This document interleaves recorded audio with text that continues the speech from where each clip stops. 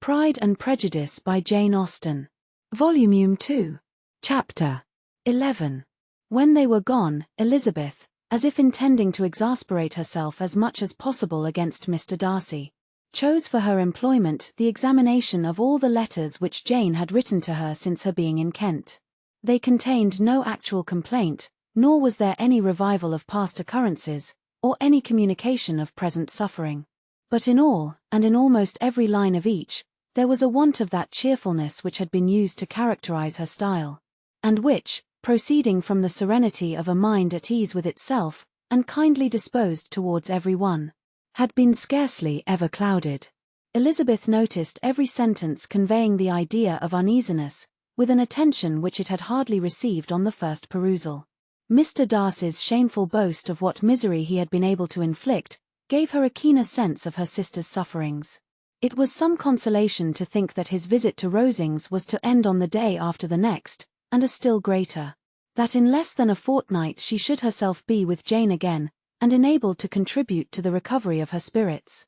By all that affection could do, she could not think of Darcy's leaving Kent, without remembering that his cousin was to go with him, but Colonel Fitzwilliam had made it clear that he had no intentions at all, and agreeable as he was, she did not mean to be unhappy about him. While settling this point, she was suddenly roused by the sound of the door-bell, and her spirits were a little fluttered by the idea of its being Colonel Fitzwilliam himself, who had once before called late in the evening, and might now come to inquire particularly after her. But this idea was soon banished, and her spirits were very differently affected, when, to her utter amazement, she saw Mr. Darcy walk into the room. In an hurried manner he immediately began an inquiry after her health, imputing his visit to a wish of hearing that she were better. She answered him with cold civility. He sat down for a few moments, and then getting up walked about the room. Elizabeth was surprised, but said not a word. "In vain have I struggled. It will not do. My feelings will not be repressed. You must allow me to tell you how ardently I admire and love you." Elizabeth's astonishment was beyond expression. She stared, colored, doubted, and was silent. This he considered sufficient encouragement, and the avowal of all that he felt and had long felt for her immediately followed. He spoke well, but there were feelings besides those of the heart to be detailed, and he was not more eloquent on the subject of tenderness than of pride. His sense of her inferiority, of its being a degradation of the family obstacles which judgment had always opposed to inclination, were dwelt on with a warmth which seemed due to the consequence he was wounding, but was very unlikely to recommend his suit. In spite of her deeply rooted dislike, she could not be insensible to the compliment of such a man's affection. And though her intentions did not vary for an instant, she was at first sorry for the pain he was to receive. Till, roused to resentment by his subsequent language, she lost all compassion in anger. She tried, however, to compose herself to answer him with patience, when he should have done. He concluded with representing to her the strength of that attachment which, in spite of all his endeavors, he had found impossible to conquer, and with expressing his hope that it would now be rewarded by her acceptance of his hand.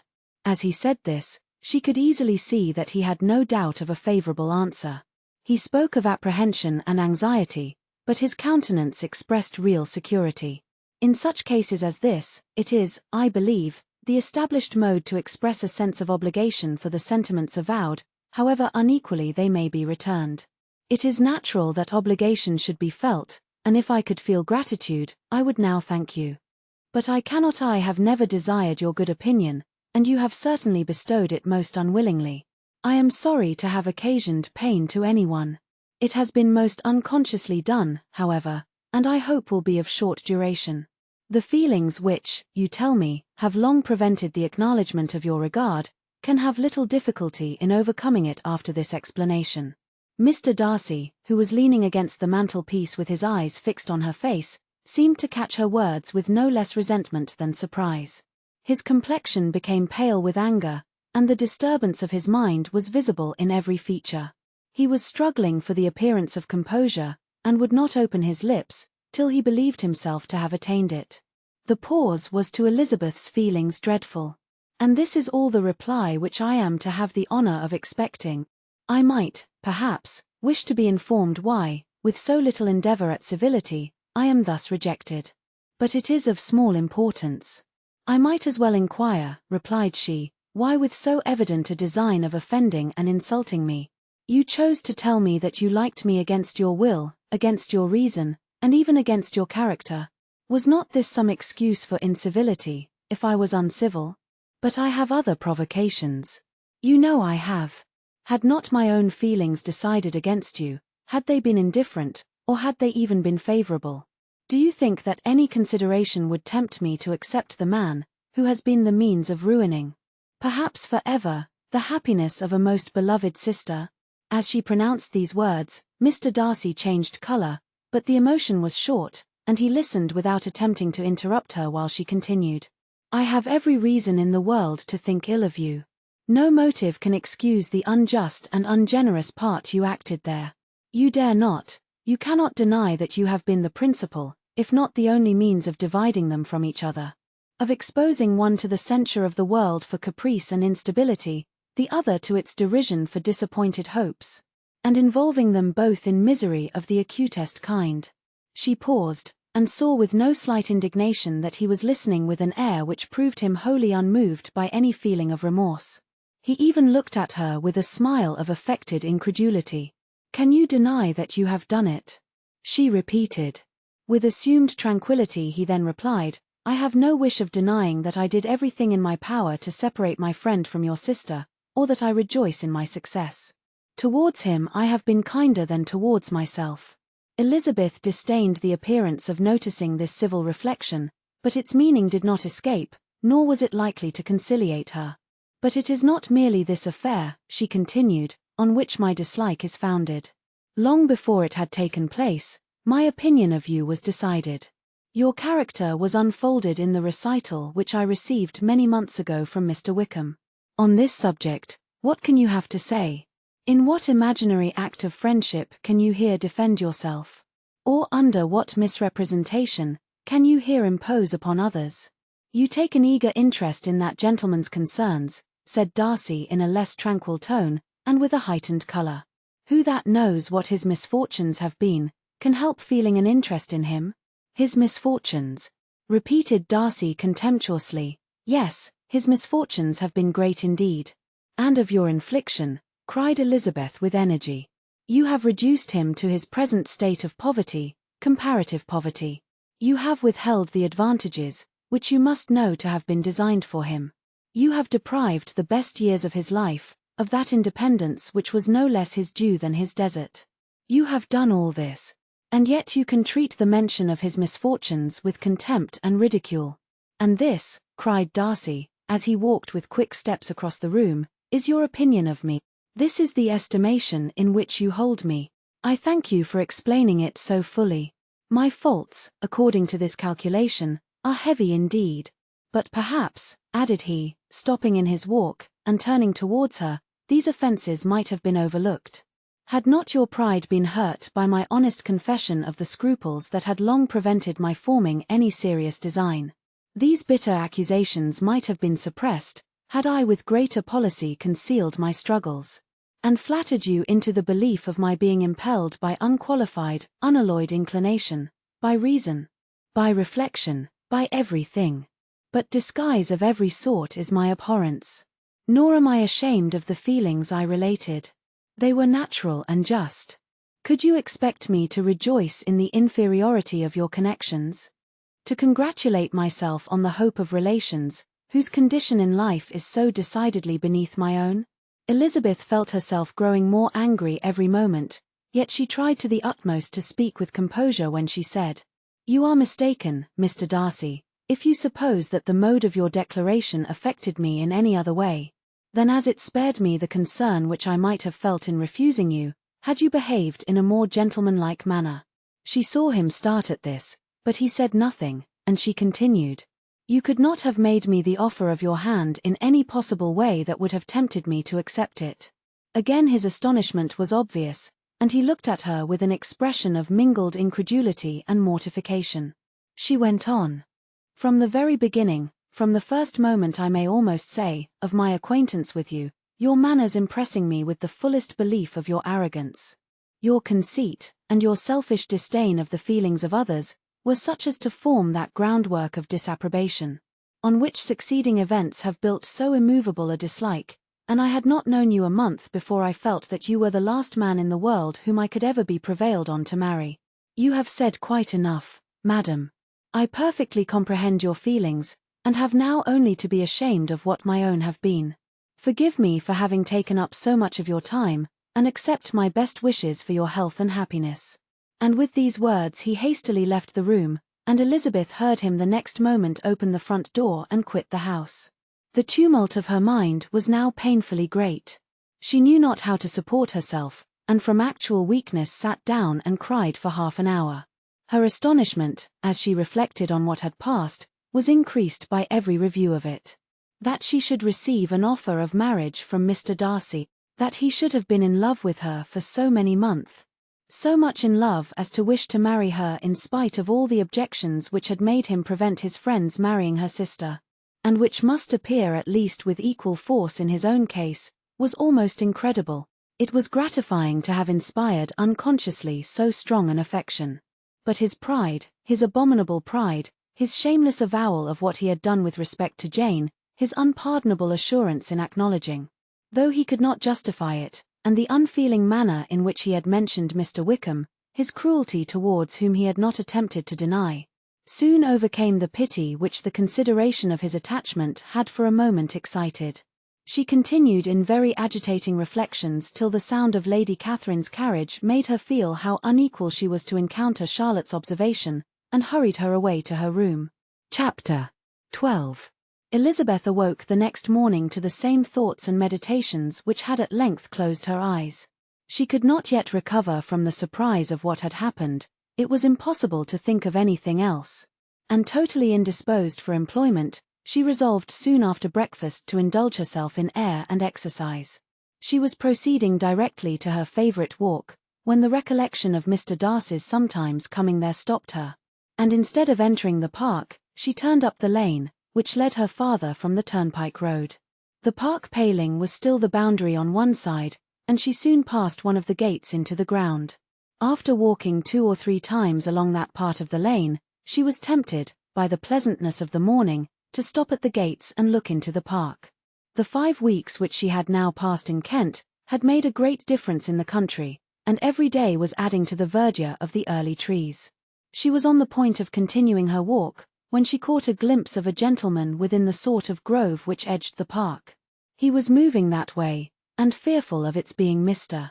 Darcy, she was directly retreating. But the person who advanced was now near enough to see her, and stepping forward with eagerness, pronounced her name. She had turned away, but on hearing herself called, though in a voice which proved it to be Mr. Darcy, she moved again towards the gate. He had by that time reached it also, and holding out a letter, which she instinctively took, said with a look of haughty composure, "I have been walking in the grove some time in the hope of meeting you. Will you do me the honour of reading that letter?" And then, with a slight bow, turned again into the plantation, and was soon out of sight.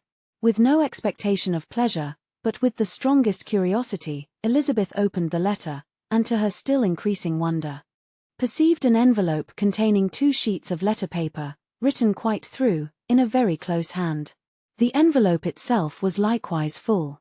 Pursuing her way along the lane, she then began it. "Be not alarmed, madam, on receiving this letter, by the apprehension of its containing any repetition of those sentiments, or renewal of those offers, which were last night so disgusting to you. I write without any intention of paining you, or humbling myself, by dwelling on wishes, which, for the happiness of both, cannot be too soon forgotten, and the effort which the formation, and the perusal of this letter must occasion, should have been spared, had not my character required it to be written and read.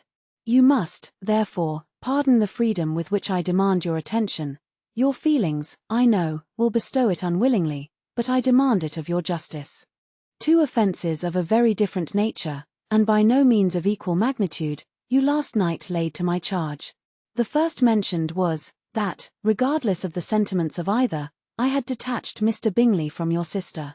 And the other, that I had, in defiance of various claims, in defiance of honour and humanity, ruined the immediate prosperity, and blasted the prospects of Mr. Wickham. Wilfully and wantonly to have thrown off the companion of my youth, the acknowledged favourite of my father. A young man who had scarcely any other dependence than on our patronage, and who had been brought up to expect its exertion. Would be a depravity, to which the separation of two young persons, whose affection could be the growth of only a few weeks, could bear no comparison.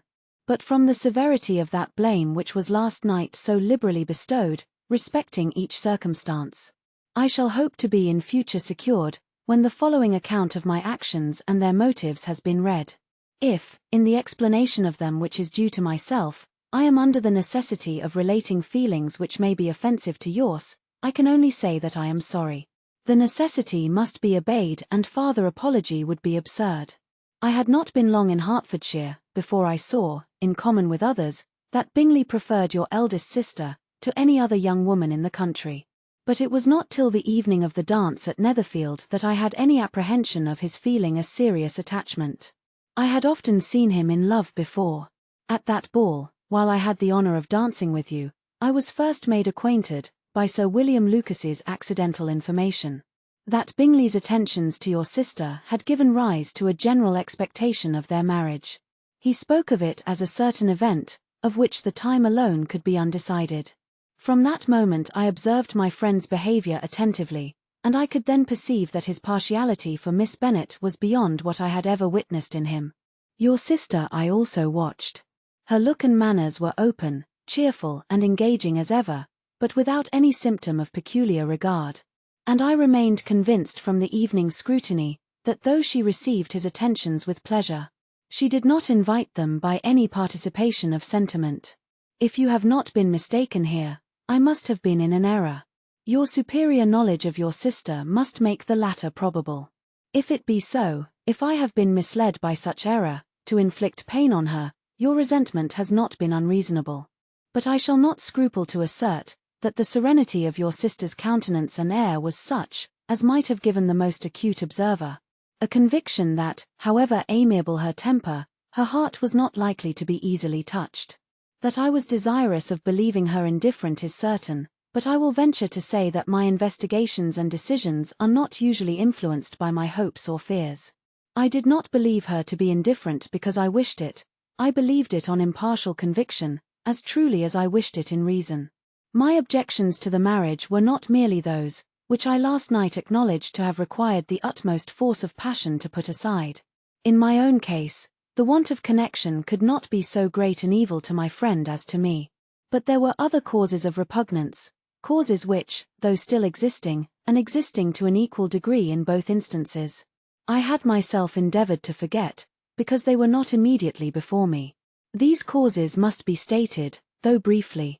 The situation of your mother's family, though objectionable, was nothing in comparison of that total want of propriety so frequently, so almost uniformly betrayed, by herself, by your 3 younger sisters, and occasionally even by your father. Pardon me. It pains me to offend you. But amidst your concern for the defects of your nearest relations, and your displeasure at this representation of them, let it give you consolation to consider that, to have conducted yourselves so as to avoid any share of the like censure, is praise no less generally bestowed on you and your eldest sister, than it is honourable to the sense and disposition of both. I will only say farther, that from what passed that evening, my opinion of all parties was confirmed, and every inducement heightened, which could have led me before, to preserve my friend from what I esteemed a most unhappy connection. He left Netherfield for London, on the day following, as you, I am certain, remember, with the design of soon returning. The part which I acted, is now to be explained. His sister's uneasiness had been equally excited with my own, our coincidence of feeling was soon discovered. And, alike sensible that no time was to be lost in detaching their brother, we shortly resolved on joining him directly in London. We accordingly went, and there I readily engaged in the office of pointing out to my friend the certain evils of such a choice. I described, and enforced them earnestly. But, however this remonstrance might have staggered or delayed his determination, I do not suppose that it would ultimately have prevented the marriage, had it not been seconded by the assurance which I hesitated not in giving, of your sister's indifference. He had before believed her to return his affection with sincere, if not with equal regard. But Bingley has great natural modesty, with a stronger dependence on my judgment than on his own. To convince him, therefore, that he had deceived himself, was no very difficult point. To persuade him against returning into Hertfordshire, when that conviction had been given, was scarcely the work of a moment. I cannot blame myself for having done thus much. There is but one part of my conduct in the whole affair, on which I do not reflect with satisfaction. It is that I condescended to adopt the measures of art so far as to conceal from him your sister's being in town. I knew it myself, as it was known to Miss Bingley, but her brother is even yet ignorant of it. That they might have met without ill consequence, is perhaps probable, but his regard did not appear to me enough extinguished for him to see her without some danger. Perhaps this concealment, this disguise, was beneath me.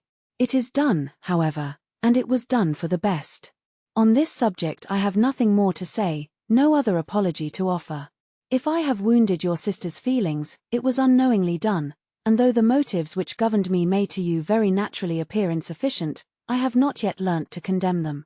With respect to that other, more weighty accusation, of having injured Mr. Wickham, I can only refute it by laying before you the whole of his connection with my family. Of what he has particularly accused me I am ignorant, but of the truth of what I shall relate, I can summon more than one witness of undoubted veracity. Mr. Wickham is the son of a very respectable man, who had for many years the management of all the Pemberley estates, and whose good conduct in the discharge of his trust naturally inclined my father to be of service to him.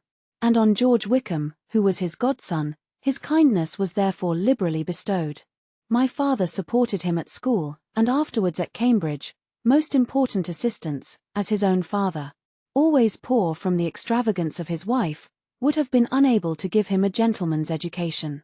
My father was not only fond of this young man's society, whose manners were always engaging, he had also the highest opinion of him, and hoping the church would be his profession, intended to provide for him in it. As for myself, it is many, many years since I first began to think of him in a very different manner. The vicious propensities, the want of principle which he was careful to guard from the knowledge of his best friend, could not escape the observation of a young man of nearly the same age with himself, and who had opportunities of seeing him in unguarded moments, which Mr. Darcy could not have. Here again I shall give you pain to what degree you only can tell. But whatever may be the sentiments which Mr. Wickham has created, a suspicion of their nature shall not prevent me from unfolding his real character. It adds even another motive. My excellent father died about 5 years ago, and his attachment to Mr. Wickham was to the last so steady, that in his will he particularly recommended it to me, to promote his advancement in the best manner that his profession might allow, and if he took orders, desired that a valuable family living might be his as soon as it became vacant. There was also a legacy of £1,000. His own father did not long survive mine, and within half a year from these events, Mr. Wickham wrote to inform me that, having finally resolved against taking orders, he hoped I should not think it unreasonable for him to expect some more immediate pecuniary advantage, in lieu of the preferment, by which he could not be benefited. He had some intention, he added, of studying the law, and I must be aware that the interest of £1,000 would be a very insufficient support therein. I rather wished, than believed him to be sincere, but at any rate, was perfectly ready to accede to his proposal. I knew that Mr. Wickham ought not to be a clergyman. The business was therefore soon settled. He resigned all claim to assistance in the church, were it possible that he could ever be in a situation to receive it, and accepted in return £3,000. All connection between us seemed now dissolved. I thought too ill of him, to invite him to Pemberley, or admit his society in town. In town I believe he chiefly lived, but his studying the law was a mere pretence, and being now free from all restraint, his life was a life of idleness and dissipation. For about 3 years I heard little of him, but on the decease of the incumbent of the living which had been designed for him, he applied to me again by letter for the presentation. His circumstances, he assured me, and I had no difficulty in believing it, were exceedingly bad.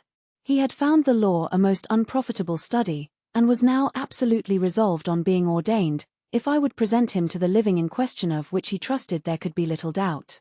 As he was well assured that I had no other person to provide for, and I could not have forgotten my revered father's intentions.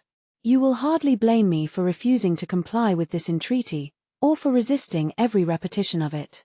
His resentment was in proportion to the distress of his circumstances, and he was doubtless as violent in his abuse of me to others, as in his reproaches to myself. After this period, every appearance of acquaintance was dropped. How he lived I know not. But last summer he was again most painfully obtruded on my notice. I must now mention a circumstance which I would wish to forget myself, and which no obligation less than the present should induce me to unfold to any human being. Having said thus much, I feel no doubt of your secrecy. My sister, who is more than 10 years my junior, was left to the guardianship of my mother's nephew, Colonel Fitzwilliam, and myself. About a year ago, she was taken from school, and an establishment formed for her in London, and last summer she went with the lady who presided over it to Ramsgate, and thither also went Mr. Wickham, undoubtedly by design, for there proved to have been a prior acquaintance between him and Mrs. Yonge, in whose character we were most unhappily deceived, and by her connivance and aid, he so far recommended himself to Georgiana, whose affectionate heart retained a strong impression of his kindness to her as a child, that she was persuaded to believe herself in love, and to consent to an elopement. She was then but 15, which must be her excuse, and after stating her imprudence, I am happy to add, that I owed the knowledge of it to herself. I joined them unexpectedly a day or two before the intended elopement, and then Georgiana, unable to support the idea of grieving and offending a brother whom she almost looked up to as a father, acknowledged the whole to me. You may imagine what I felt and how I acted. Regard for my sister's credit and feelings prevented any public exposure, but I wrote to Mr. Wickham, who left the place immediately, and Mrs. Yonge was of course removed from her charge. Mr. Wickham's chief object was unquestionably my sister's fortune, which is £30,000, but I cannot help supposing that the hope of revenging himself on me was a strong inducement. His revenge would have been complete indeed. This, madam, is a faithful narrative of every event in which we have been concerned together, and if you do not absolutely reject it as false, you will, I hope, acquit me henceforth of cruelty towards Mr. Wickham. I know not in what manner, under what form of falsehood he has imposed on you, but his success is not perhaps to be wondered at. Ignorant as you previously were of everything concerning either, detection could not be in your power, and suspicion certainly not in your inclination. You may possibly wonder why all this was not told you last night. But I was not then master enough of myself to know what could or ought to be revealed. For the truth of everything here related, I can appeal more particularly to the testimony of Colonel Fitzwilliam, who from our near relationship and constant intimacy, and still more as one of the executors of my father's will, has been unavoidably acquainted with every particular of these transactions. If your abhorrence of me should make my assertions valueless, you cannot be prevented by the same cause from confiding in my cousin, and that there may be the possibility of consulting him, I shall endeavour to find some opportunity of putting this letter in your hands in the course of the morning. I will only add, God bless you. Fitzwilliam Darcy. Chapter 13. If Elizabeth, when Mr. Darcy gave her the letter, did not expect it to contain a renewal of his offers, she had formed no expectation at all of its contents. But such as they were, it may be well supposed how eagerly she went through them, and what a contrariety of emotion they excited. Her feelings as she read were scarcely to be defined. With amazement did she first understand that he believed any apology to be in his power, and steadfastly was she persuaded that he could have no explanation to give, which a just sense of shame would not conceal. With a strong prejudice against everything he might say, she began his account of what had happened at Netherfield. She read, with an eagerness which hardly left her power of comprehension, and from impatience of knowing what the next sentence might bring, was incapable of attending to the sense of the one before her eyes. His belief of her sister's insensibility, she instantly resolved to be false, and his account of the real, the worst objections to the match, made her too angry to have any wish of doing him justice. He expressed no regret for what he had done which satisfied her. His style was not penitent, but haughty. It was all pride and insolence. But when this subject was succeeded by his account of Mr. Wickham, when she read with somewhat clearer attention a relation of events, which, if true, must overthrow every cherished opinion of his worth, and which bore so alarming an affinity to his own history of himself. Her feelings were yet more acutely painful and more difficult of definition. Astonishment, apprehension, and even horror oppressed her. She wished to discredit it entirely, repeatedly exclaiming, "This must be false. This cannot be. This must be the grossest falsehood." And when she had gone through the whole letter, though scarcely knowing anything of the last page or two, put it hastily away, protesting that she would not regard it, that she would never look in it again. In this perturbed state of mind, with thoughts that could rest on nothing, she walked on, but it would not do. In half a minute the letter was unfolded again, and collecting herself as well as she could, she again began the mortifying perusal of all that related to Wickham, and commanded herself so far as to examine the meaning of every sentence. The account of his connection with the Pemberley family was exactly what he had related himself, and the kindness of the late Mr. Darcy, though she had not before known its extent, agreed equally well with his own words. So far each recital confirmed the other, but when she came to the will, the difference was great. What Wickham had said of the living was fresh in her memory, and as she recalled his very words, it was impossible not to feel that there was gross duplicity on one side or the other. And, for a few moments, she flattered herself that her wishes did not err. But when she read, and re-read with the closest attention, the particulars immediately following of Wickham's resigning all pretensions to the living, of his receiving in lieu so considerable a sum as £3,000, again was she forced to hesitate. She put down the letter, weighed every circumstance with what she meant to be impartiality, deliberated on the probability of each statement, but with little success. On both sides it was only assertion. Again she read on. But every line proved more clearly that the affair, which she had believed it impossible that any contrivance could so represent, as to render Mr. Darcy's conduct in it less than infamous, was capable of a turn which must make him entirely blameless throughout the whole. The extravagance and general profligacy which he scrupled not to lay to Mr. Wickham's charge exceedingly shocked her, the more so, as she could bring no proof of its injustice. She had never heard of him before his entrance into the Shire militia, in which he had engaged at the persuasion of the young man, who, on meeting him accidentally in town, had there renewed a slight acquaintance. Of his former way of life, nothing had been known in Hertfordshire but what he told himself. As to his real character, had information been in her power, she had never felt a wish of inquiring. His countenance, voice, and manner had established him at once in the possession of every virtue.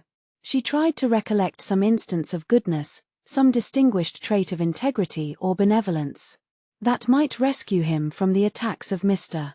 Darcy, or at least, by the predominance of virtue, atone for those casual errors, under which she would endeavour to class what Mr. Darcy had described as the idleness and vice of many years' continuance. But no such recollection befriended her. She could see him instantly before her, in every charm of air and address, but she could remember no more substantial good than the general approbation of the neighbourhood, and the regard which his social powers had gained him in the mess. After pausing on this point a considerable while, she once more continued to read. But, alas! The story which followed of his designs on Miss Darcy received some confirmation from what had passed between Colonel Fitzwilliam and herself only the morning before, and at last she was referred for the truth of every particular to Colonel Fitzwilliam himself, from whom she had previously received the information of his near concern in all his cousin's affairs, and whose character she had no reason to question. At one time she had almost resolved on applying to him, but the idea was checked by the awkwardness of the application, and at length wholly banished by the conviction that Mr. Darcy would never have hazarded such a proposal, if he had not been well assured of his cousin's corroboration. She perfectly remembered everything that had passed in conversation between Wickham and herself, in their first evening at Mr. Phillips's. Many of his expressions were still fresh in her memory. She was now struck with the impropriety of such communications to a stranger, and wondered it had escaped her before. She saw the indelicacy of putting himself forward as he had done, and the inconsistency of his professions with his conduct. She remembered that he had boasted of having no fear of seeing Mr. Darcy, that Mr. Darcy might leave the country, but that he should stand his ground, yet he had avoided the Netherfield ball the very next week. She remembered also, that till the Netherfield family had quitted the country, He had told his story to no one but herself. But that after their removal, it had been everywhere discussed, that he had then no reserves, no scruples in sinking Mr. Darcy's character. Though he had assured her that respect for the father would always prevent his exposing the son. How differently did everything now appear in which he was concerned. Widely different was the effect of a second perusal. How could she deny that credit to his assertions, in one instance, which she had been obliged to give in the other? He declared himself to have been totally unsuspicious of her sister's attachment, and she could not help remembering what Charlotte's opinion had always been. Neither could she deny the justice of his description of Jane. She felt that Jane's feelings, though fervent, were little displayed, and that there was a constant complacency in her air and manner, not often united with great sensibility. When she came to that part of the letter in which her family were mentioned, in terms of such mortifying, yet merited reproach, her sense of shame was severe. The justice of the charge struck her too forcibly for denial, and the circumstances to which he particularly alluded, as having passed at the Netherfield ball, and as confirming all his first disapprobation, could not have made a stronger impression on his mind than on hers. The compliment to herself and her sister was not unfelt. It soothed, but it could not console her for the contempt which had been thus self-attracted by the rest of her family. And as she considered that Jane's disappointment had in fact been the work of her nearest relations, and reflected how materially the credit of both must be hurt by such impropriety of conduct, she felt depressed beyond anything she had ever known before. After wandering along the lane for 2 hours, giving way to every variety of thought, reconsidering events, determining probabilities, and reconciling herself as well as she could to a change so sudden and so important, fatigue and a recollection of her long absence made her at length return home, and she entered the house with the wish of appearing cheerful as usual, and the resolution of repressing such reflections as must make her unfit for conversation. She was immediately told that the 2 gentlemen from Rosings had each called during her absence, Mr. Darcy only for a few minutes to take leave, but that Colonel Fitzwilliam had been sitting with them at least an hour, hoping for her return, and almost resolving to walk after her till she could be found. Elizabeth could but just affect concern in missing him, she really rejoiced at it. Colonel Fitzwilliam was no longer an object. She could think only of her letter. Chapter 14. The 2 gentlemen left Rosings the next morning, and Mr. Collins, having been in waiting near the lodges, to make them his parting obeisance, was able to bring home the pleasing intelligence of their appearing in very good health, and in as tolerable spirits as could be expected, after the melancholy scene so lately gone through at Rosings. To Rosings he then hastened to console Lady Catherine and her daughter, and on his return, brought back, with great satisfaction, a message from her ladyship, importing that she felt herself so dull as to make her very desirous of having them all to dine with her. Elizabeth could not see Lady Catherine without recollecting that had she chosen it, she might by this time have been presented to her as her future niece, nor could she think, without a smile, of what her ladyship's indignation would have been. What would she have said? How would she have behaved? Were questions with which she amused herself. Their first subject was the diminution of the Rosings party. "I assure you, I feel it exceedingly," said Lady Catherine. "I believe nobody feels the loss of friends so much as I do. But I am particularly attached to these young men, and know them to be so much attached to me. They were excessively sorry to go. But so they always are." The dear Colonel rallied his spirits tolerably till just at last, but Darcy seemed to feel it most acutely, more I think than last year. His attachment to Rosings certainly increases. Mr. Collins had a compliment, and an allusion to throw in here, which were kindly smiled on by the mother and daughter. Lady Catherine observed, after dinner, that Miss Bennet seemed out of spirits, and immediately accounting for it herself, by supposing that she did not like to go home again so soon, she added, "But if that is the case, you must write to your mother to beg that you may stay a little longer. Mrs. Collins will be very glad of your company, I am sure." "I am much obliged to your ladyship for your kind invitation," replied Elizabeth, "but it is not in my power to accept it. I must be in town next Saturday." "Why, at that rate, you will have been here only 6 weeks. I expected you to stay 2 months." I told Mrs. Collins so before you came. There can be no occasion for your going so soon. Mrs. Bennet could certainly spare you for another fortnight. But my father cannot. He wrote last week to hurry my return. Oh. Your father of course may spare you, if your mother can. Daughters are never of so much consequence to a father. And if you will stay another month complete, it will be in my power to take one of you as far as London. For I am going there early in June, for a week, and as Dawson does not object to the barouche box, there will be very good room for one of you, and indeed, if the weather should happen to be cool, I should not object to taking you both, as you are neither of you large. You are all kindness, madam, but I believe we must abide by our original plan. Lady Catherine seemed resigned. Mrs. Collins, you must send a servant with them. You know I always speak my mind, and I cannot bear the idea of two young women travelling post by themselves. It is highly improper. You must contrive to send somebody. I have the greatest dislike in the world to that sort of thing. Young women should always be properly guarded and attended, according to their situation in life. When my niece Georgiana went to Ramsgate last summer, I made a point of her having 2 men servants go with her. Miss Darcy, the daughter of Mr. Darcy, of Pemberley, and Lady Anne, could not have appeared with propriety in a different manner.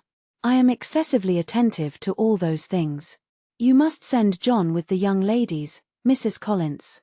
I am glad it occurred to me to mention it, for it would really be discreditable to you to let them go alone. My uncle is to send a servant for us. Oh, your uncle. He keeps a manservant, does he? I am very glad you have somebody who thinks of those things. Where shall you change horses? Oh, Bromley, of course. If you mention my name at the bell, you will be attended to. Lady Catherine had many other questions to ask respecting their journey, and as she did not answer them all herself, attention was necessary, which Elizabeth believed to be lucky for her, or, with a mind so occupied, she might have forgotten where she was. Reflection must be reserved for solitary hours. Whenever she was alone, she gave way to it as the greatest relief.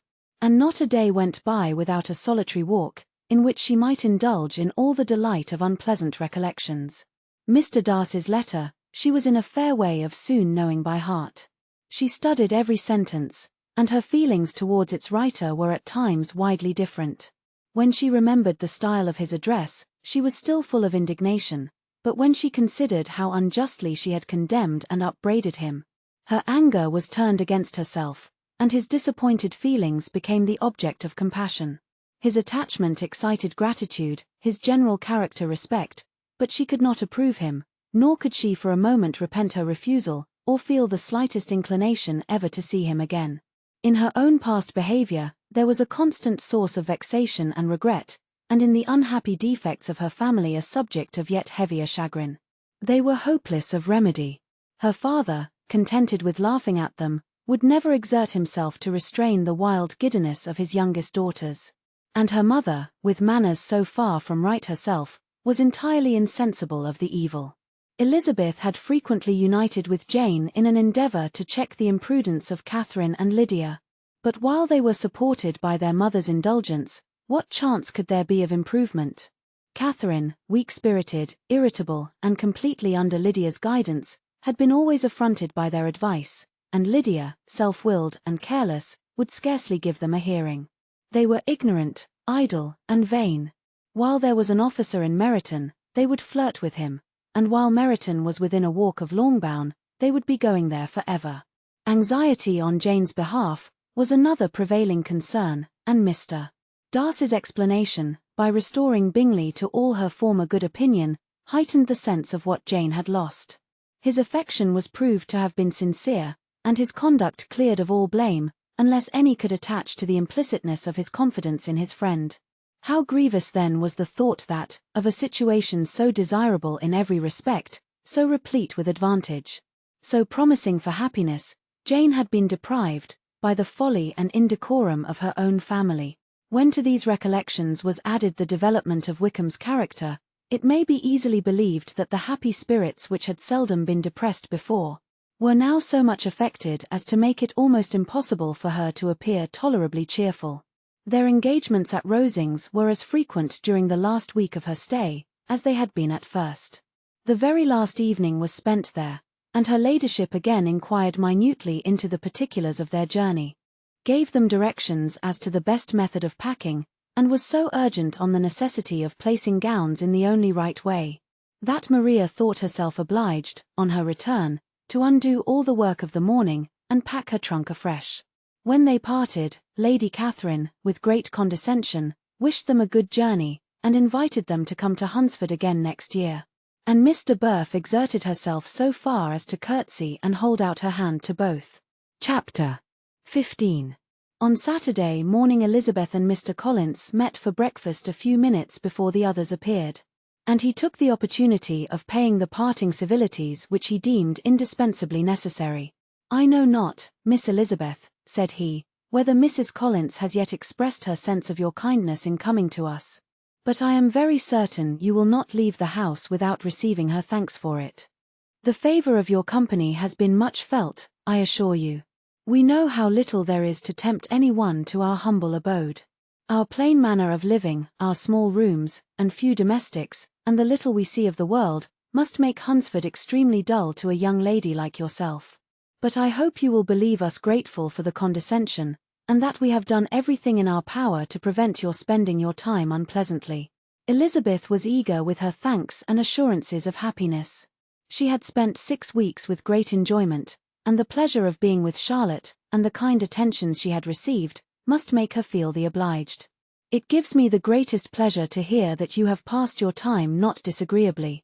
We have certainly done our best, and most fortunately having it in our power to introduce you to very superior society. And from our connection with Rosings, the frequent means of varying the humble home scene, I think we may flatter ourselves that your Hunsford visit cannot have been entirely irksome. Our situation with regard to Lady Catherine's family is indeed the sort of extraordinary advantage and blessing which few can boast. You see on what a footing we are. You see how continually we are engaged there. In truth I must acknowledge that, with all the disadvantages of this humble parsonage, I should not think any one abiding in it an object of compassion, while they are sharers of our intimacy at Rosings."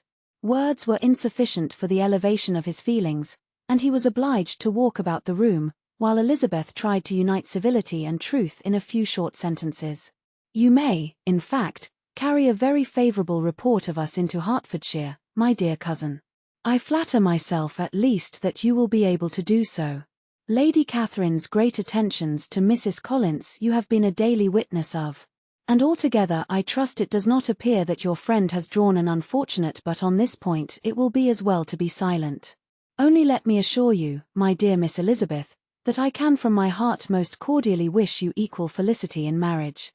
My dear Charlotte and I have but one mind and one way of thinking. There is in everything a most remarkable resemblance of character and ideas between us. We seem to have been designed for each other." Elizabeth could safely say that it was a great happiness where that was the case, and with equal sincerity could add that she firmly believed and rejoiced in his domestic comforts. She was not sorry, however, to have the recital of them interrupted by the entrance of the lady from whom they sprung. Poor Charlotte! It was melancholy to leave her to such society, but she had chosen it with her eyes open, and though evidently regretting that her visitors were to go, she did not seem to ask for compassion. At length the chaise arrived, the trunks were fastened on, the parcels placed within, and it was pronounced to be ready. After an affectionate parting between the friends, Elizabeth was attended to the carriage by Mr. Collins, and as they walked down the garden, he was commissioning her with his best respects to all her family, not forgetting his thanks for the kindness he had received at Longbourn in the winter, and his compliments to Mr. and Mrs. Gardiner, though unknown. He then handed her in, Maria followed, and the door was on the point of being closed, when he suddenly reminded them, with some consternation, that they had hitherto forgotten to leave any message for the ladies of Rosings. "But," he added, "you will of course wish to have your humble respects delivered to them, with your grateful thanks for their kindness to you while you have been here." Elizabeth made no objection. The door was then allowed to be shut, and the carriage drove off. "Good gracious!" cried Maria, after a few minutes' silence, "it seems but a day or two since we first came, and yet how many things have happened." "A great many indeed," said her companion with a sigh. "We have dined 9 times at Rosings, besides drinking tea there twice. How much I shall have to tell, Elizabeth privately added, and how much I shall have to conceal. Their journey was performed without much conversation, or any alarm, and within 4 hours of their leaving Hunsford, they reached Mr. Gardiner's house, where they were to remain a few days. Jane looked well, and Elizabeth had little opportunity of studying her spirits, amidst the various engagements which the kindness of her aunt had reserved for them. But Jane was to go home with her, and at Longbourn there would be leisure enough for observation. It was not without an effort meanwhile that she could wait even for Longbourn, before she told her sister of Mr. Darcy's proposals. To know that she had the power of revealing what would so exceedingly astonish Jane, and must, at the same time, so highly gratify whatever of her own vanity she had not yet been able to reason away, was such a temptation to openness as nothing could have conquered. But the state of indecision in which she remained, as to the extent of what she should communicate, and her fear, if she once entered on the subject, of being hurried into repeating something of Bingley, which might only grieve her sister farther. Chapter 16. It was the second week in May, in which the 3 young ladies set out together from Gracechurch Street, for the town of, in Hertfordshire, and, as they drew near the appointed inn where Mr. Bennet's carriage was to meet them, they quickly perceived, in token of the coachman's punctuality, both Kitty and Lydia looking out of a dining-room upstairs. These 2 girls had been above an hour in the place, happily employed in visiting an opposite milliner, watching the sentinel on guard, and dressing a salad and cucumber. After welcoming their sisters, they triumphantly displayed a table set out with such cold meat as an inn larder usually affords, exclaiming, "Is not this nice? Is not this an agreeable surprise? And we mean to treat you all," added Lydia, "but you must lend us the money, for we have just spent hours at the shop out there." Then showing her purchases, "Look here, I have bought this bonnet. I do not think it is very pretty, but I thought I might as well buy it as not. I shall pull it to pieces as soon as I get home, and see if I can make it up any better." And when her sisters abused it as ugly, she added, with perfect unconcern, "Oh, but there were 2 or 3 much uglier in the shop, and when I have bought some prettier coloured satin to trim it with fresh, I think it will be very tolerable. Besides, it will not much signify what one wears this summer, after the Shire have left Meryton, and they are going in a fortnight." "Are they indeed?" cried Elizabeth, with the greatest satisfaction. "They are going to be encamped near Brighton, and I do so want Papa to take us all there for the summer. It would be such a delicious scheme, and I dare say would hardly cost anything at all. Mamma would like to go too of all things. Only think what a miserable summer else we shall have." Yes, thought Elizabeth, that would be a delightful scheme, indeed, and completely do for us at once. Good heaven! Brighton, and a whole campful of soldiers, to us, who have been overset already by one poor regiment of militia, and the monthly balls of Meryton. "Now I have got some news for you," said Lydia, as they sat down to table. "What do you think? It is excellent news, capital news, and about a certain person that we all like." Jane and Elizabeth looked at each other, and the waiter was told that he need not stay. "Aye, that is just like your formality and discretion. You thought the waiter must not hear, as if he cared. I dare say he often hears worse things said than I am going to say. But he is an ugly fellow. I am glad he is gone. I never saw such a long chin in my life. Well, but now for my news. It is about dear Wickham, too good for the waiter, is not it? There is no danger of Wickham's marrying Mary King. There's for you. She is gone down to her uncle at Liverpool, gone to stay. Wickham is safe. And Mary King is safe," added Elizabeth, "safe from a connection imprudent as to fortune. She is a great fool for going away, if she liked him. But I hope there is no strong attachment on either side," said Jane. "I am sure there is not on his. I will answer for it he never cared 3 straws about her. Who could about such a nasty little freckled thing?" Elizabeth was shocked to think that, however incapable of such coarseness of expression herself, the coarseness of the sentiment was little other than her own breast had formerly harboured and fancied liberal.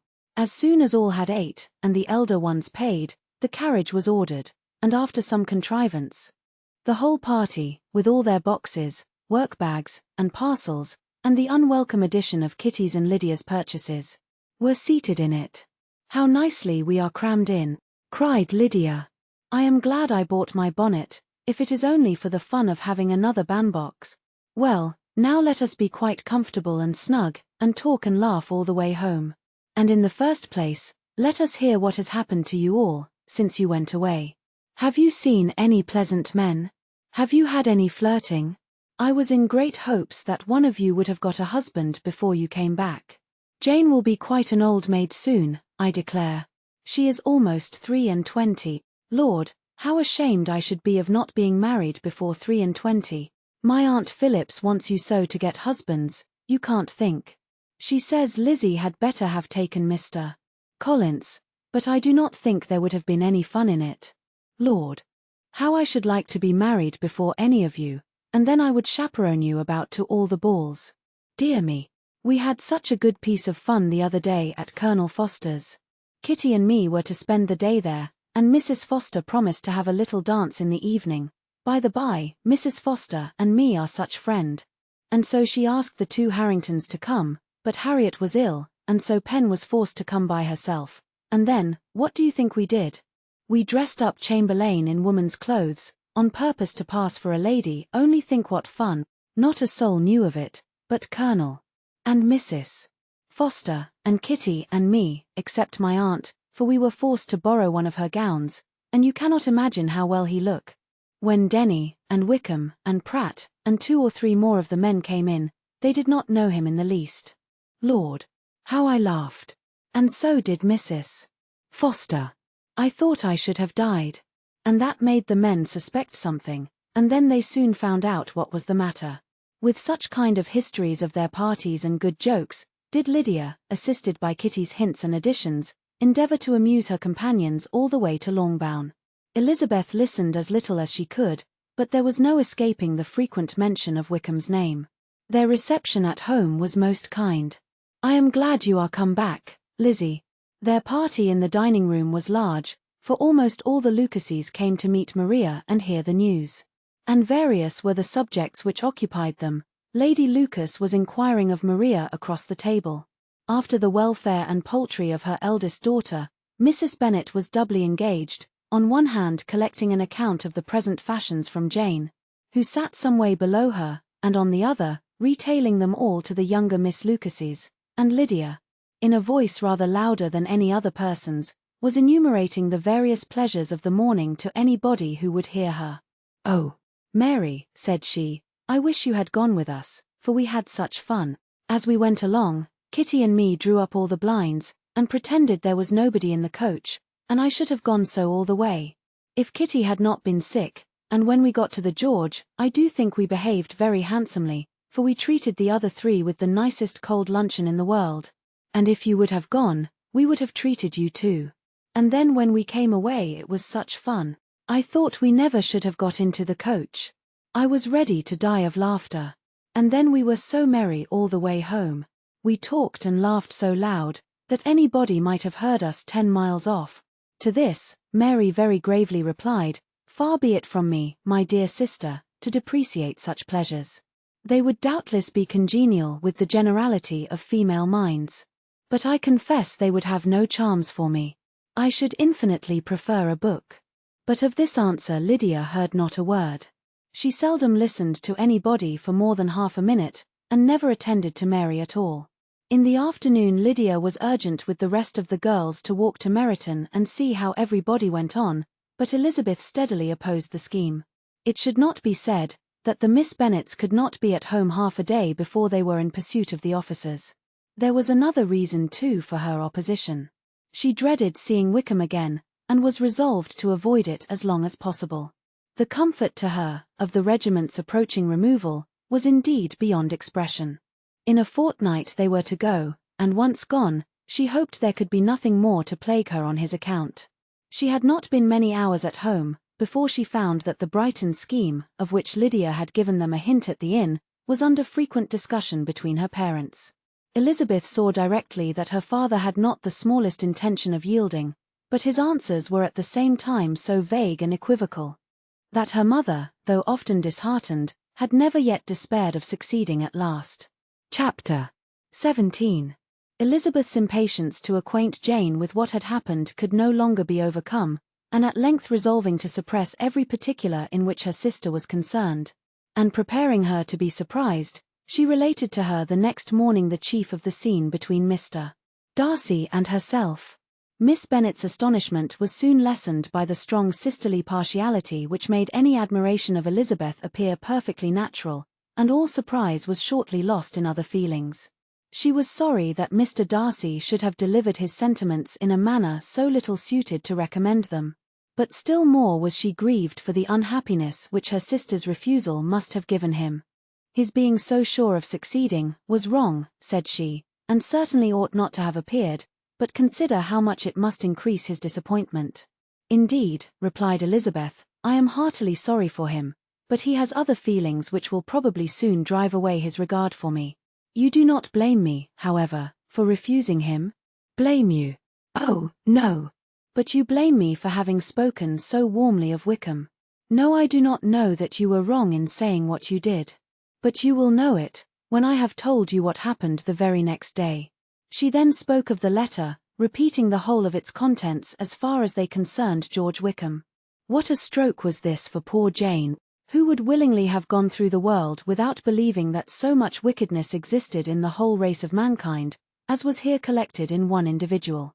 Nor was Darcy's vindication, though grateful to her feelings, capable of consoling her for such discovery. Most earnestly did she labor to prove the probability of error, and seek to clear one, without involving the other. This will not do, said Elizabeth. You never will be able to make both of them good for anything. Take your choice, but you must be satisfied with only one.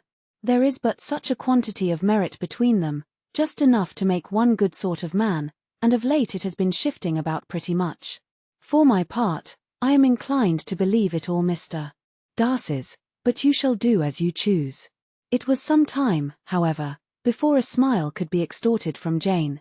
I do not know when I have been more shocked, said she. Wickham so very bad. It is almost past belief. And poor Mr. Darcy, dear Lizzie, only consider what he must have suffered. Such a disappointment.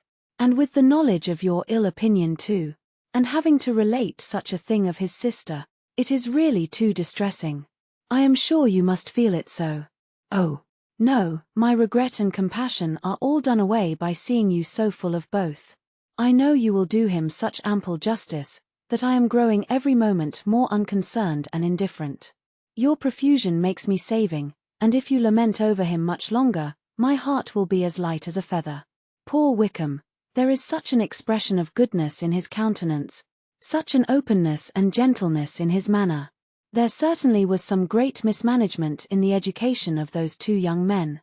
One has got all the goodness, and the other all the appearance of it. I never thought Mr. Darcy so deficient in the appearance of it as you used to do. And yet I meant to be uncommonly clever in taking so decided a dislike to him, without any reason. It is such a spur to one's genius, such an opening for wit to have a dislike of that kind. One may be continually abusive without saying anything just, but one cannot be always laughing at a man without now and then stumbling on something witty. Lizzie, when you first read that letter, I am sure you could not treat the matter as you do now. Indeed I could not. I was uncomfortable enough. I was very uncomfortable, I may say unhappy. And with no one to speak to, of what I felt, no Jane to comfort me and say that I had not been so very weak and vain and nonsensical as I knew I had. Oh, how I wanted you! How unfortunate that you should have used such very strong expressions in speaking of Wickham to Mr. Darcy, for now they do appear wholly undeserved. Certainly. But the misfortune of speaking with bitterness is a most natural consequence of the prejudices I had been encouraging. There is one point on which I want your advice. I want to be told whether I ought, or ought not to make our acquaintance in general understand Wickham's character. Miss Bennet paused a little and then replied, Surely there can be no occasion for exposing him so dreadfully. What is your own opinion? That it ought not to be attempted. Mr. Darcy has not authorized me to make his communication public. On the contrary, every particular relative to his sister was meant to be kept as much as possible to myself, and if I endeavor to undeceive people as to the rest of his conduct, who will believe me? The general prejudice against Mr. Darcy is so violent, that it would be the death of half the good people in Meryton, to attempt to place him in an amiable light. I am not equal to it. Wickham will soon be gone, and therefore it will not signify to anybody here what he really is.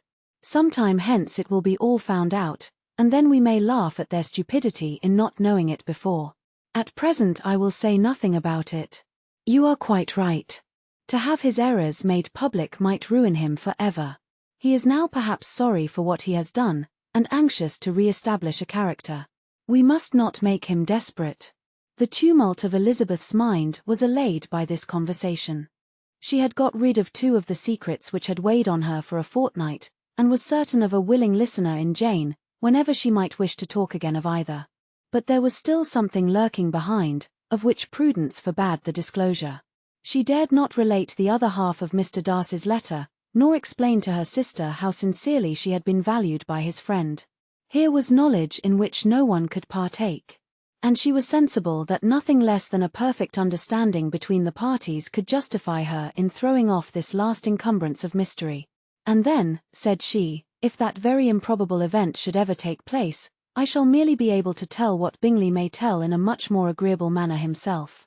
The liberty of communication cannot be mine till it has lost all its value. She was now, on being settled at home, at leisure to observe the real state of her sister's spirits. Jane was not happy. She still cherished a very tender affection for Bingley.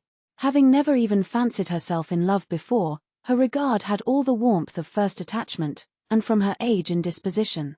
Greater steadiness than first attachments often boast, and so fervently did she value his remembrance, and prefer him to every other man, that all her good sense, and all her attention to the feelings of her friends, were requisite to check the indulgence of those regrets, which must have been injurious to her own health and their tranquillity.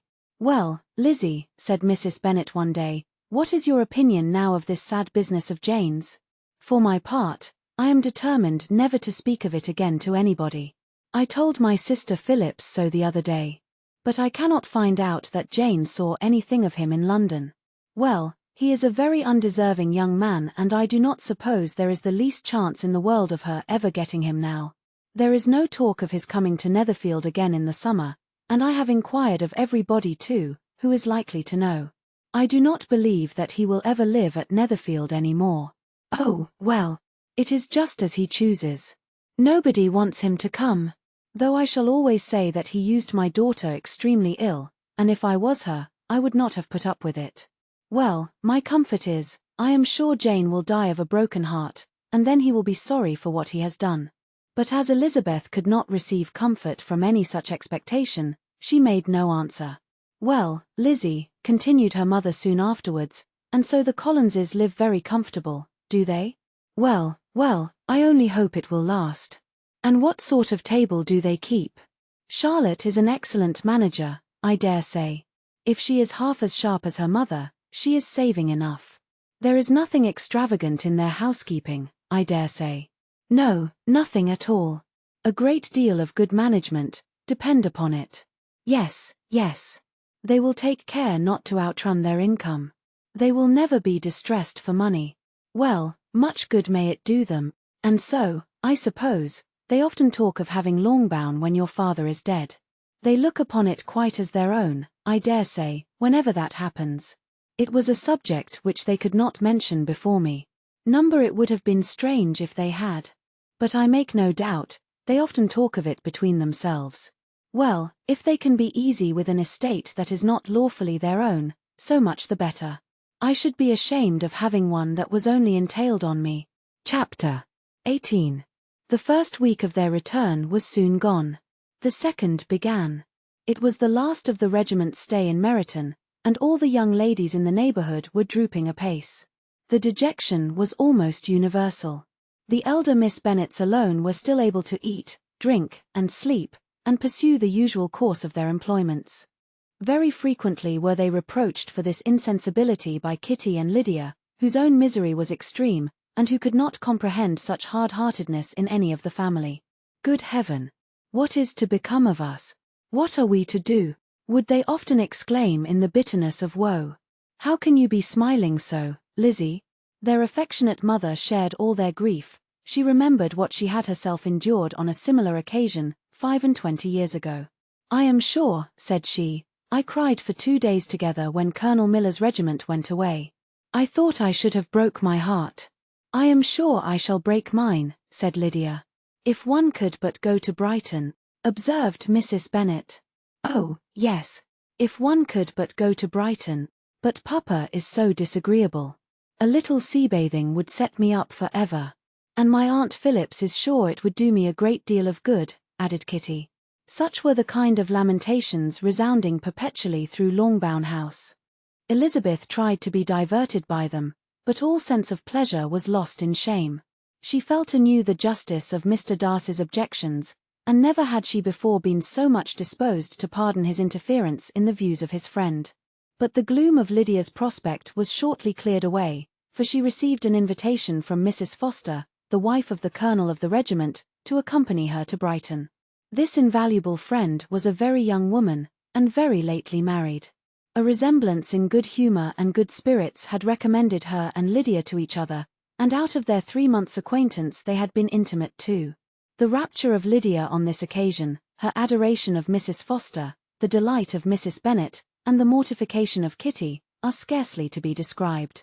Wholly inattentive to her sister's feelings, Lydia flew about the house in restless ecstasy, calling for everyone's congratulations, and laughing and talking with more violence than ever, whilst the luckless Kitty continued in the parlour repining at her fate in terms as unreasonable as her accent was peevish. "I cannot see why Mrs. Foster should not ask me as well as Lydia," said she, "though I am not her particular friend. I have just as much right to be asked as she has, and more too, for I am 2 years older." In vain did Elizabeth attempt to make her reasonable, and Jane to make her resigned. As for Elizabeth herself, this invitation was so far from exciting in her the same feelings as in her mother and Lydia, that she considered it as the death warrant of all possibility of common sense for the latter, and detestable as such a step must make her were it known. She could not help secretly advising her father not to let her go. She represented to him all the improprieties of Lydia's general behaviour, the little advantage she could derive from the friendship of such a woman as Mrs. Foster, and the probability of her being yet more imprudent with such a companion at Brighton, where the temptations must be greater than at home. Lydia will never be easy till she has exposed herself in some public place or other, and we can never expect her to do it with so little expense or inconvenience to her family as under the present circumstances. "If you were aware," said Elizabeth, "of the very great disadvantage to us all, which must arise from the public notice of Lydia's unguarded and imprudent manner, nay, which has already arisen from it, I am sure you would judge differently in the affair." "Already arisen," repeated Mr. Bennet. "What, has she frightened away some of your lovers? Poor little Lizzie! But do not be cast down. Such squeamish youths as cannot bear to be connected with a little absurdity are not worth a regret. Come, let me see the list of the pitiful fellows who have been kept aloof by Lydia's folly." "Indeed you are mistaken. I have no such injuries to resent. It is not of peculiar, but of general evils, which I am now complaining. Our importance, our respectability in the world, must be affected by the wild volatility, the assurance and disdain of all restraint which mark Lydia's character. Excuse me, for I must speak plainly. If you, my dear father, will not take the trouble of checking her exuberant spirits, and of teaching her that her present pursuits are not to be the business of her life, she will soon be beyond the reach of amendment. Her character will be fixed, and she will, at 16, be the most determined flirt that ever made herself and her family ridiculous.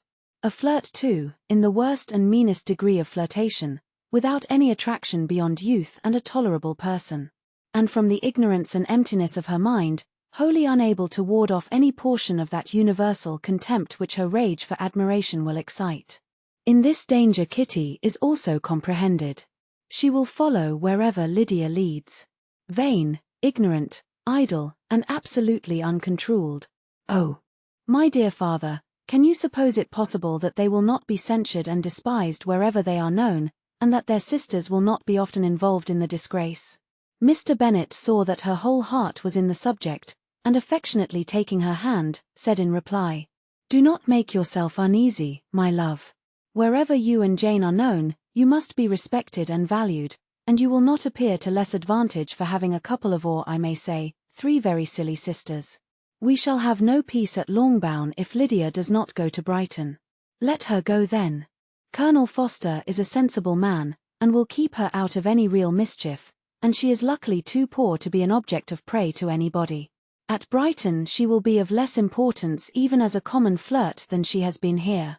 The officers will find women better worth their notice. Let us hope, therefore, that her being there may teach her own insignificance. At any rate, she cannot grow many degrees worse, without authorizing us to lock her up for the rest of her life.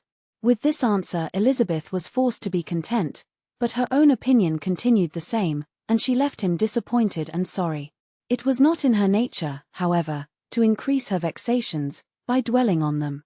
She was confident of having performed her duty, and to fret over unavoidable evils, or augment them by anxiety, was no part of her disposition. Had Lydia and her mother known the substance of her conference with her father, their indignation would hardly have found expression in their united volubility. In Lydia's imagination, a visit to Brighton comprised every possibility of earthly happiness. She saw with the creative eye of fancy the streets of that gay bathing place covered with officers. She saw herself the object of attention, to tens and to scores of them at present unknown. She saw all the glories of the camp, its tents stretched forth in beauteous uniformity of lines, crowded with the young and the gay, and dazzling with scarlet, and to complete the view, she saw herself seated beneath a tent, tenderly flirting with at least 6 officers at once. Had she known that her sister sought to tear her from such prospects and such realities as these, what would have been her sensations? They could have been understood only by her mother, who might have felt nearly the same. Lydia's going to Brighton was all that consoled her for the melancholy conviction of her husband's never intending to go there himself. But they were entirely ignorant of what had passed, and their raptures continued with little intermission to the very day of Lydia's leaving home. Elizabeth was now to see Mr. Wickham for the last time. Having been frequently in company with him since her return, agitation was pretty well over, the agitations of former partiality entirely so. She had even learnt to detect, in the very gentleness which had first delighted her, an affectation and a sameness to disgust and weary. In his present behaviour to herself, moreover, she had a fresh source of displeasure. For the inclination he soon testified of renewing those attentions which had marked the early part of their acquaintance, could only serve, after what had since passed, to provoke her. She lost all concern for him in finding herself thus selected as the object of such idle and frivolous gallantry, and while she steadily repressed it, could not but feel the reproof contained in his believing, that however long, and for whatever cause, his attentions had been withdrawn, her vanity would be gratified and her preference secured at any time by their renewal. On the very last day of the regiment's remaining in Meryton, he dined with others of the officers at Longbourn. And so little was Elizabeth disposed to part from him in good humour, that on his making some inquiry as to the manner in which her time had passed at Hunsford, she mentioned Colonel Fitzwilliam's and Mr. Darcy's having both spent 3 weeks at Rosings, and asked him if he were acquainted with the former. He looked surprised, displeased, alarmed, but with a moment's recollection and a returning smile, replied that he had formerly seen him often, and after observing that he was a very gentlemanlike man, asked her how she had liked him. Her answer was warmly in his favour. With an air of indifference he soon afterwards added, "How long did you say that he was at Rosings?" "Nearly 3 weeks. And you saw him frequently?" "Yes, almost every day." "His manners are very different from his cousin's." "Yes, very different. But I think Mr. Darcy improves on acquaintance." "Indeed?" cried Wickham with a look which did not escape her. "And pray may I ask?" But checking himself, he added in a gayer tone, "Is it in address that he improves? Has he deigned to add aught of civility to his ordinary style? For I dare not hope," he continued in a lower and more serious tone, "that he is improved in essentials." "Oh, no," said Elizabeth. "In essentials, I believe, he is very much what he ever was." While she spoke, Wickham looked as if scarcely knowing whether to rejoice over her words, or to distrust their meaning. "When I said that he improved on acquaintance, I did not mean that either his mind or manners were in a state of improvement, but that from knowing him better, his disposition was better understood." Wickham's alarm now appeared in a heightened complexion and agitated look. For a few minutes he was silent. till, shaking off his embarrassment, he turned to her again, and said in the gentlest of accents, "You, who so well know my feelings towards Mr. Darcy, will readily comprehend how sincerely I must rejoice that he is wise enough to assume even the appearance of what is right. His pride, in that direction, may be of service, if not to himself, to many others, for it must deter him from such foul misconduct as I have suffered by. I only fear that the sort of cautiousness, to which you, I imagine, have been alluding, is merely adopted on his visits to his aunt, of whose good opinion and judgment he stands much in awe. His fear of her has always operated, I know, when they were together, and a good deal is to be imputed to his wish of forwarding the match with Mr. Burf, which I am certain he has very much at heart." Elizabeth could not repress a smile at this, but she answered only by a slight inclination of the head.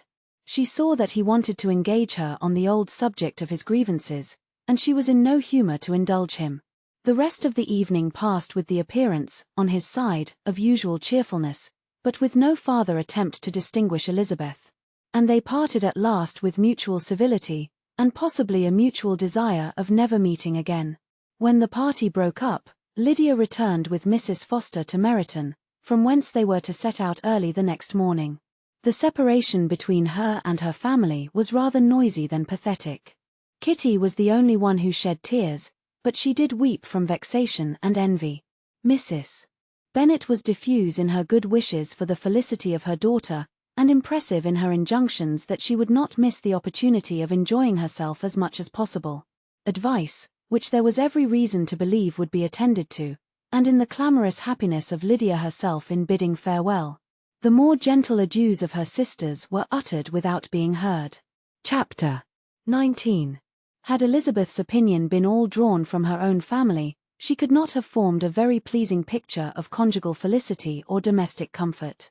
Her father, captivated by youth and beauty, and that appearance of good humour, which youth and beauty generally give, had married a woman whose weak understanding and illiberal mind had very early in their marriage put an end to all real affection for her. Respect, esteem, and confidence had vanished for ever, and all his views of domestic happiness were overthrown. But Mr. Bennet was not of a disposition to seek comfort for the disappointment which his own imprudence had brought on, in any of those pleasures which too often console the unfortunate for their folly or their vice. He was fond of the country and of books, and from these tastes had arisen his principal enjoyments. To his wife he was very little otherwise indebted than as her ignorance and folly had contributed to his amusement. This is not the sort of happiness which a man would in general wish to owe to his wife, but where other powers of entertainment are wanting, the true philosopher will derive benefit from such as are given. Elizabeth, however, had never been blind to the impropriety of her father's behaviour as a husband. She had always seen it with pain, but respecting his abilities, and grateful for his affectionate treatment of herself, she endeavoured to forget what she could not overlook, and to banish from her thoughts that continual breach of conjugal obligation and decorum which, in exposing his wife to the contempt of her own children, was so highly reprehensible. But she had never felt so strongly as now the disadvantages which must attend the children of so unsuitable a marriage, nor ever been so fully aware of the evils arising from so ill-judged a direction of talents which rightly used, might at least have preserved the respectability of his daughters, even if incapable of enlarging the mind of his wife. When Elizabeth had rejoiced over Wickham's departure, she found little other cause for satisfaction in the loss of the regiment. Their parties abroad were less varied than before, and at home she had a mother and sister whose constant repinings at the dullness of everything around them threw a real gloom over their domestic circle, and, though Kitty might in time regain her natural degree of sense, since the disturbers of her brain were removed, her other sister, from whose disposition greater evil might be apprehended, was likely to be hardened in all her folly and assurance by a situation of such double danger as a watering place and a camp. Upon the whole, therefore, she found, what has been sometimes found before, that an event to which she had looked forward with impatient desire did not, in taking place, bring all the satisfaction she had promised herself. It was consequently necessary to name some other period for the commencement of actual felicity, to have some other point on which her wishes and hopes might be fixed, and by again enjoying the pleasure of anticipation, console herself for the present, and prepare for another disappointment. Her tour to the lakes was now the object of her happiest thoughts. It was her best consolation for all the uncomfortable hours, which the discontentedness of her mother and Kitty made inevitable, and could she have included Jane in the scheme, every part of it would have been perfect. But it is fortunate, thought she, that I have something to wish for. Were the whole arrangement complete, my disappointment would be certain. But here, by carrying with me one ceaseless source of regret in my sister's absence, I may reasonably hope to have all my expectations of pleasure realized. A scheme of which every part promises delight can never be successful, and general disappointment is only warded off by the defense of some little peculiar vexation. When Lydia went away, she promised to write very often and very minutely to her mother and Kitty, but her letters were always long expected, and always very short. Those to her mother contained little else than that they were just returned from the library, where such and such officers had attended them, and where she had seen such beautiful ornaments as made her quite wild, that she had a new gown, or a new parasol, which she would have described more fully, but was obliged to leave off in a violent hurry, as Mrs. Foster called her. And they were going to the camp, and from her correspondence with her sister, there was still less to be learnt, for her letters to Kitty, though rather longer, were much too full of lines under the words to be made public. After the first fortnight or 3 weeks of her absence, health, good humour, and cheerfulness began to reappear at Longbourn. Everything wore a happier aspect. The families who had been in town for the winter came back again, and summer finery and summer engagements arose. Mrs. Bennet was restored to her usual querulous serenity, and by the middle of June Kitty was so much recovered as to be able to enter Meryton without tears. An event of such happy promise as to make Elizabeth hope that by the following Christmas she might be so tolerably reasonable as not to mention an officer above once a day, unless by some cruel and malicious arrangement at the War Office, another regiment should be quartered in Meryton. The time fixed for the beginning of their northern tour was now fast approaching, and a fortnight only was wanting of it, when a letter arrived from Mrs. Gardiner, which at once delayed its commencement and curtailed its extent. Mr. Gardiner would be prevented by business from setting out till a fortnight later in July, and must be in London again within a month. And as that left too short a period for them to go so far, and see so much as they had proposed, or at least to see it with the leisure and comfort they had built on, they were obliged to give up the lakes, and substitute a more contracted tour, and, according to the present plan, were to go no farther northward than Derbyshire. In that county, there was enough to be seen, to occupy the chief of their 3 weeks, and to Mrs. Gardiner it had a peculiarly strong attraction. The town where she had formerly passed some years of her life, and where they were now to spend a few days, was probably as great an object of her curiosity as all the celebrated beauties of Matlock, Chatsworth, Dovedale, or the Peak. Elizabeth was excessively disappointed. She had set her heart on seeing the lakes, and still thought there might have been time enough. But it was her business to be satisfied and certainly her temper to be happy, and all was soon right again. With the mention of Derbyshire, there were many ideas connected. It was impossible for her to see the word without thinking of Pemberley and its owner. But surely, said she, I may enter his county with impunity, and rob it of a few petrified spars without his perceiving me. The period of expectation was now doubled. 4 weeks were to pass away before her uncle and aunt's arrival. But they did pass away, and Mr. and Mrs. Gardiner, with their 4 children, did at length appear at Longbourn. The children, 2 girls of 6 and 8 years old, and 2 younger boys, were to be left under the particular care of their cousin Jane, who was the general favourite, and whose steady sense and sweetness of temper exactly adapted her for attending to them in every way, teaching them, playing with them, and loving them. The Gardiners stayed only 1 night at Longbourn, and set off the next morning with Elizabeth in pursuit of novelty and amusement. One enjoyment was certain, that of suitableness as companions. A suitableness which comprehended health and temper to bear inconveniences, cheerfulness to enhance every pleasure and affection and intelligence, which might supply it among themselves if there were disappointments abroad. It is not the object of this work to give a description of Derbyshire, nor of any of the remarkable places through which their route thither lay. Oxford, Blenheim, Warwick, Kenilworth, Birmingham, and are sufficiently known. A small part of Derbyshire is all the present concern. To the little town of Lambton, the scene of Mrs. Gardiner's former residence, and where she had lately learned that some acquaintance still remained. They bent their steps, after having seen all the principal wonders of the country, and within 5 miles of Lambton, Elizabeth found from her aunt that Pemberley was situated.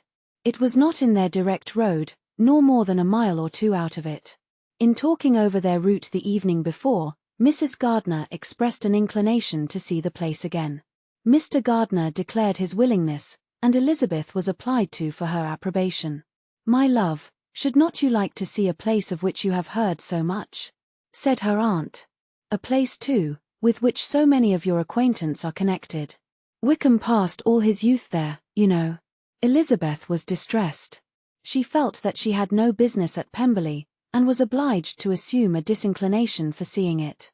She must own that she was tired of great houses. After going over so many, she really had no pleasure in fine carpets or satin curtains. Mrs. Gardiner abused her stupidity. "If it were merely a fine house richly furnished," said she, "I should not care about it myself, but the grounds are delightful. They have some of the finest woods in the country." Elizabeth said no more, but her mind could not acquiesce. The possibility of meeting Mr. Darcy, while viewing the place, instantly occurred. It would be dreadful. She blushed at the very idea, and thought it would be better to speak openly to her aunt than to run such a risk. But against this, there were objections, and she finally resolved that it could be the last resource, if her private inquiries as to the absence of the family were unfavorably answered. Accordingly, when she retired at night, she asked the chambermaid whether Pemberley were not a very fine place. What was the name of its proprietor, and with no little alarm, whether the family were down for the summer. A most welcome negative followed the last question, and her alarms being now removed, she was at leisure to feel a great deal of curiosity to see the house herself. And when the subject was revived the next morning, and she was again applied to, could readily answer, and with a proper air of indifference, that she had not really any dislike to the scheme. To Pemberley, therefore, they were to go. End of the 2nd volume.